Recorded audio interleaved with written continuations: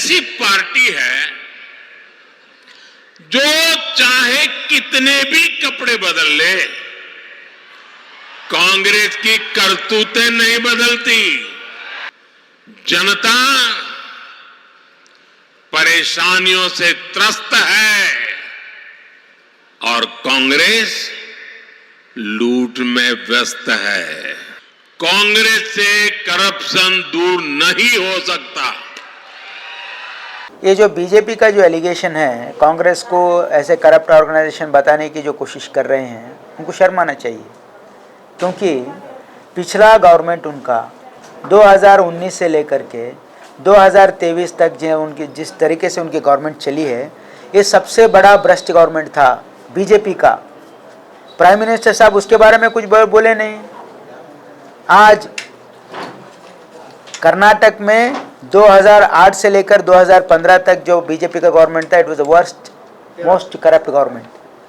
और 2019 में उनको मैंडेट नहीं दिया था लोगों ने, उन्होंने एमएलएस को खरीदी करके यहाँ पे हुकूमत बनाया और लूटपाट किया। यहाँ पे 40% गवर्नमेंट बोल के इनका नाम था, शायद प्राइम मिनिस्टर साहब भूल गए हैं उसको, तो इसलिए ऐसा बात इसलिए कर रहे हैं उनकी, क्योंकि उनके पास कहने के लिए कुछ है नहीं। देखिए, इलेक्शन में वोट हमेशा हम जो काम किए हैं वो बोल के मांगना चाहिए, दूसरों को गाली देके नहीं।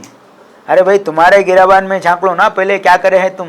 तुम्हारे सरकार में इतना भ्रष्टाचार था, हाँ, तो न इसको येडियुरप्पा को क्यों हटाए तुम? करप्ट है बोल के हटाए। फिर भी बम्बई गवर्नमेंट में भी 40% करप्शन था। तो पहले अपने गिराबान में झांकना चाहिए कि अपने गवर्नमेंट में कितना करप्शन था। वो पूरा हिस्ट्री में कभी नहीं हुआ कर्नाटक में। पूरा कर्नाटका का जो मान मर्यादा है वो पूरा दिल्ली में हराज करे से वाले बीजेपी लोग हैं, और उनको भी मालूम है ये बात। उनके पास कहने के लिए कुछ नहीं है।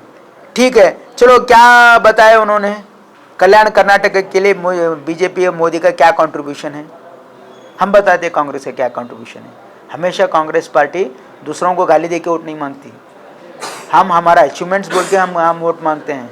आर्टिकल 371J मल्लिकार्जुन खड़गे साहब कांग्रेस ने किया। यहाँ पे medical college, ESI hospital, central university, Jayadeva hospital, super speciality hospital, trauma centre, यहाँ पे कैंसर हॉस्पिटल, कौन करे ये सब? बीजेपी करा है। गुलबर्गा शहर में मेरा चैलेंज है, बीजेपी का गवर्नमेंट 12 साल हुकूमत करी है इस राज्य में, एक उनका एक निशाना नहीं है। गुलबर्गा में 5 साल उमेश यादव कहाँ था किसी को पता नहीं। नरेंद्र मोदी इंट्रोड्यूस करना पड़ा उनको, ये उमेश यादव है बोल के। लोगों को मालूम ही नहीं कौन है उमेश यादव। कहीं आए नहीं, गए नहीं, कुछ काम किए नहीं। सर, थोड़ी देर पहले आपने बोला कि काउ विजिलेंट एंड हिजाब के बारे में बोला, तो इस हिसाब से आप मोदी जी को क्या सेकुलर प्राइम मिनिस्टर मानते हैं? देखो, पूरा देश को मालूम है बीजेपी 10 साल की जो हुकूमत में डेवलपमेंट के नाम पे उन्होंने यहाँ पे कोई मुहिम नहीं चलाई। सिर्फ़ और सिर्फ उन्होंने यहाँ पे देश में लोगों को बंटवारा करने का उनका साजिश था। पिछले गवर्नमेंट में भी ये जो चला है, जो हमारे सेक्युलर हमारे जो यहाँ पे स्टेट है, इसको बांटने की कोशिश किया उन्होंने पूरा यहाँ पे लॉ एंड ऑर्डर कोलैप्स हुआ था। और जितने भी काउ विजिलेंट्स है, जितने भी हलाल हिजाब, जितने भी इश्यूज उन्होंने लाए हैं और फ्री हैंड दिया था पूरे फ्रिंज एलिमेंट्स को, तो उसके लिए कर्नाटका के जितने भी अवाम हैं उनको यहाँ से उखाड़ फेंका है। सर, डायनेस्टिक पॉलिटिक्स की बात करें नहीं है वो बोलने की। देखो, ये बहुत एपरेंट है। अगर कोई प्राइम मिनिस्टर अगर यहाँ पे देश में अगर सेकुलर है तो सबका सोचना चाहिए। सर, डायनेस्टिक पॉलिटिक्स की बात कर रहे हैं बीजेपी, बार बार कांग्रेस पर गांधी परिवार डायनेस्टिक पॉलिटिक्स की बात कर रही है। पीएम ने भी यहाँ पर डायनेस्टिक पॉलिटिक्स की बात की। देखिए, डायनेस्टी पॉलिटिक्स की बात अगर आप करेंगे तो बीजेपी का मैं कितना एग्जांपल दूंगा आपको। येडियुरप्पा और येडियुरप्पा का बेटे, 2 बेटे, एक MLA है, एक प्रेसिडेंट है और एक जना MP है, ईश्वरप्पा। उसका बेटे को टिकट दिलाने के लिए रात दिन कोशिश चल रही है अभी भी उनकी। यहाँ पे उमेश यादव उसका बेटे को टिकट दिए। यहाँ पे डायनेस्टी पॉलिटिक्स शुरू हुआ बीजेपी से। बीजेपी और JDS ही सबसे बड़ा डायनेस्टी पॉलिटिक्स है। कांग्रेस में तो अभी दूसरों को, आम लोगों को आने का चांस है। बीजेपी में और दूसरे पार्टी में जेडीएस में तो 1% भी चांस नहीं है। इलेक्टोरल बॉन्ड्स इन दिनों काफी चर्चा में है, जिस तरह से बताया जा रहा है। अमित शाह कह रहे हैं कि अगर से बीजेपी के पास 302 एमपी होने के बाद 6000 करोड़ का अगर से चंदा मिलता है तो इसमें ताज्जुब की बात नहीं। अगर से यही तादाद कांग्रेस के पास होती या उनके पास होती तो ये 10,000 12,000 करोड़ 18,000 करोड़ से ज्यादा का मिलता। 302 और कई स्टेट्स में बीजेपी की गवर्नमेंट है, इसके बावजूद भी 6,000 करोड़ मिले हैं। तो इसमें ताज्जुब की बात नहीं, सवाल ताज्जुब ताज्जुब की बात है।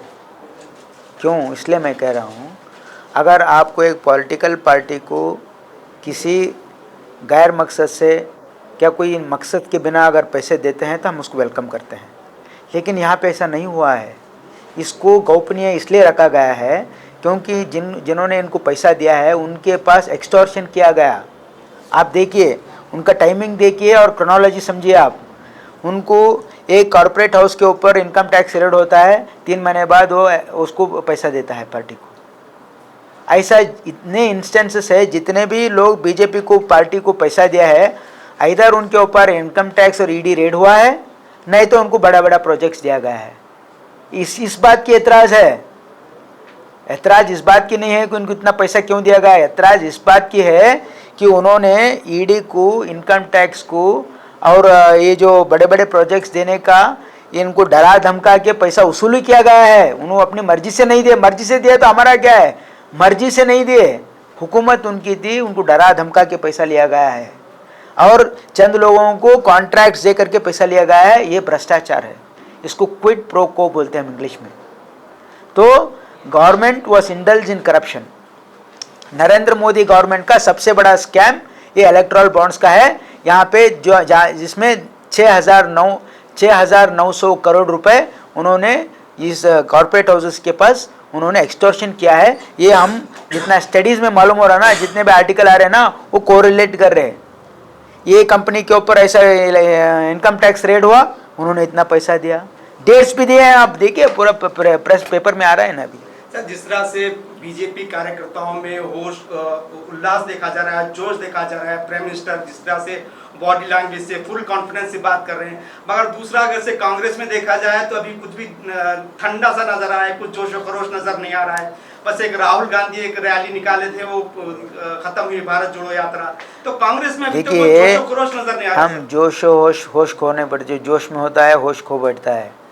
अभी मैं इतना 2004 में इंडिया शाइनिंग कितना बड़ा कैंपेन हुआ था मालूम है आपको? जैसा कि अभी बीजेपी आ ही गया, क्या हुआ हश्र? हमेशा हमारे देश के लोग बोलते नहीं हैं, कर दिखाते हैं। तो हम लोगों के पास सच्चाई बताने जा रहे हैं। ये लोग सिर्फ ईडी, इनकम टैक्स यूज़ करके यहाँ पे जितने भी कांग्रेस के नेता और दूसरे पार्टी के नेताओं को डरा धमका के पार्टी में लेके उनको कैंडिडेट बना रहे। उनके पास कैंडिडेट नहीं है। हमारे पास, हमारे कार्यकर्ता में उल्लास है, वो हम दिखा रहे हैं लोगों के जैसा।